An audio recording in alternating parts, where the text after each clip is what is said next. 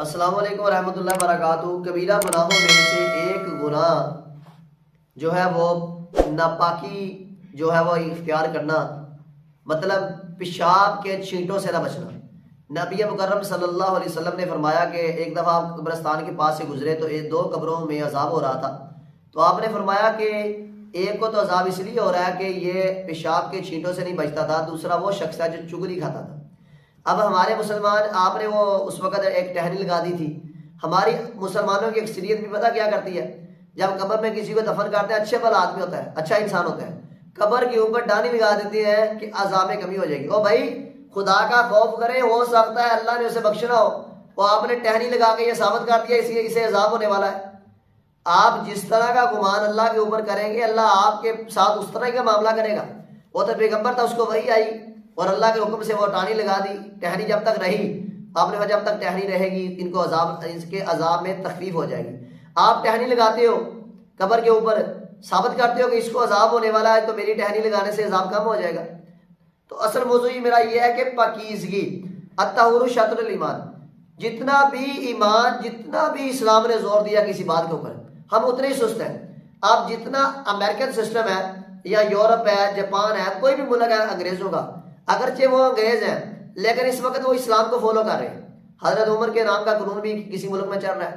پھر صفائی نصف ایمان، قرآن حدیث میں الطہور شطر الایمان، صفائی نصف ایمان ہے۔ ہم مثال دیتے ہیں کتے کی، کتنی شرم کی بات ہے، اشرف المخلوقات ہے، مثال کتے کی دے رہا ہے کہ کتا اپنی جگہ پہ بیٹھنے سے پہلے جو دم ہلاتا ہے، صفائی کرتا ہے۔ تو انسان تو اتنا گرا ہوا ہے کہ تو اپنی پاکیزگی، اپنی صفائی دینے کے لیے تو کتے کی مثال دے گا۔ تو چاہیے تو یہ کہ انسان کی مثال دے، وہ انسان جیسا بھی ہو۔ اب ہم اکثر جو ہے وہ یورپ کی مثال دیتے ہیں، صفائی ان کے ملک میں، ممالک میں بہت ہے، ہماری بدقسمتی یہ ہے کہ جب سے ہم نے دین چھوڑا ہے ہم ذلت کی زندگی جی رہے ہیں۔ تو پیشاب کے چھینٹوں سے بھی بچنا ہے، یہ بھی کبیرہ گناہ جو نہیں بچے گا۔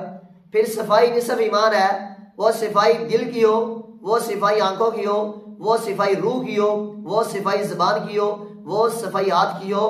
ایک ہاتھ کی صفائی ہو جو چور کرتے ہیں، وہ صفائی کی بات نہیں میں کر رہا۔ ہاتھ کی صفائی سے مراد یہ کہ اپنی پاکیزگی اختیار کرنا۔ اللہ تعالیٰ نے کوبا بستی تھی آپ علیہ السلام کے دور میں، اللہ نے ان کی تعریف کی ہے کہ کوبا والے بہت پاکیزہ لوگ ہیں۔ کیوں؟ وہ پہلے مٹی استعمال کرتے ہیں، پھر پانی استعمال کرتے ہیں قضائے حاجت کرنے کے بعد۔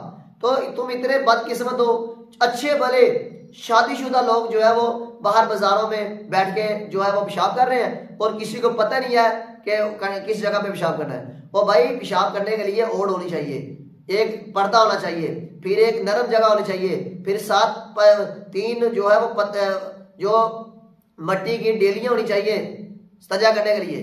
تو جو آدمی بھی صفائی سے نہیں بچتا وہ جو ہے وہ بہت سخت عذاب میں مبتلا ہو سکتا ہے۔ وَثِيَابَكَ فَطَهِّرْ، اپنے کپڑوں کو پاک رکھے، اپنی روح کو پاک رکھے، اپنے جسم کو پاک رکھے۔ صفائی نصف ایمان ہے۔ تو آج اگر ہر انسان صفائی شروع کر دے، اپنی ذات سے لے کر، اپنے کمرے سے لے کر، اپنے محلے سے لے کر، تو پاکستان میں یہ نظام ٹھیک ہو سکتا ہے۔ ہر آدمی جو ہے وہ دوسرے کی طرف اشارہ کرتا ہے کہ آپ کریں، دوسرے کو ٹارگٹ بناتا ہے، دوسرے کے عزت پر کیچڑ اچھالتا ہے۔ تو شرم کی بات ہے، وہ دوسرا اپنے کپڑے گندے ہیں تو دوسرے کو کہے گا کہ یار آپ نہا کے کپڑے پہن لیں۔ تو پہلے اپنے آپ کو صفائی کے دائرے میں لائیں۔ صفائی نصف ایمان ہے۔ اسلام میں صفائی کے اوپر بہت توجہ رہی ہے۔ اللہ کے نبی علیہ السلام نے، اللہ تعالیٰ نے خود کہا ہے کہ صفائی جو ہے وہ پاکیزگی جو ہے مجھے بہت پسند ہے۔ تو اللہ تعالیٰ مسلمانوں کو ہدایت نصیب فرمائے۔